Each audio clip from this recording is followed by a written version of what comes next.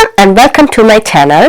இன்னைக்கு நீங்க இந்த வீடியோல பார்க்க போறது ஆஸ்திரியாவோட ஒரு ட்ரெடிஷனல் ஃபுட் தான் கேஷஸ் மாரன். இது வேற ஒண்ணுமே இல்ல, பேன் கேக் தான். பேன் கேக்கையே ஷ்ரெடட் பண்ணி இவங்க செய்யற ரெசிபி தான் கேஷஸ் மாரன். இந்த கேஷஸ் மாரன் வந்து ரொம்பவே டேஸ்டியா இருக்கும். அண்ட் இந்த கேஷஸ் மாரனை வந்து இவங்க apple sauce, black currant sauce, cherry sauce எல்லாத்துக்கும் வேற ஏதாவது நல்ல பழங்களோட சோஸோட சேர்த்து சாப்பிடுவாங்க. இவன் வந்து ஒரு டெசர்ட்டாகவும் சாப்பிட்றாங்க. அட் த சேம் டைம் ஒரு லைட் லஞ்சாகவுமே இந்த ஃபுட்டை சாப்பிட்றாங்க. இது வந்து ஆஸ்திரேலியாவில் நிறைய இடத்துல இந்த சாப்பாடு விற்கிறாங்க.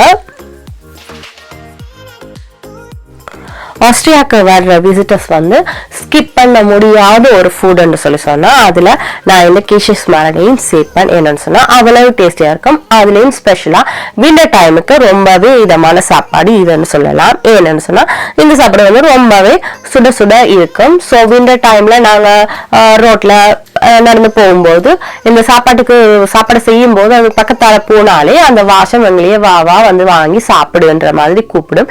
என்னன்னு சொன்னா அந்த சுட சுட அது சாப்பிடக்கல விண்டருக்கு ரொம்பவே இதமா இருக்கும்.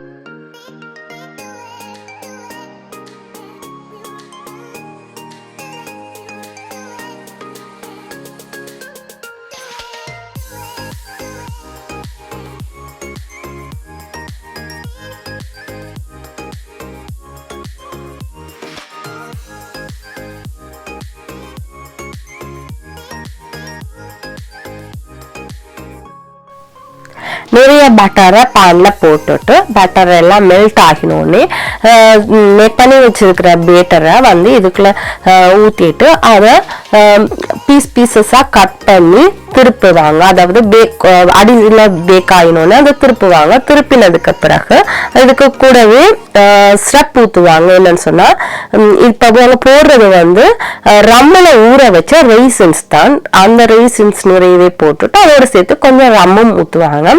ஊத்தினதுக்கு அப்புறம் இதை பேக் ஆயினோன்னு திருப்பி ஷ்ரெட் பண்ணி போட்டு அதை எடுத்து சர்வ் பண்ணும்போது மேலால கொஞ்சம் பவுடர் சுகர் ஆட் பண்ணிட்டு இது கூடவே சேர்த்து ஏதாவது ஒரு பழத்தின் sauce, apple sauce, black currant sauce இல்லாட்டி செரி சோஸ் இதுகளை வச்சு சர்வ் பண்ணுவாங்க. இது ரொம்பவே சூப்பரா இருக்கும். ஐ ஹைலி ரெக்கமெண்டட்.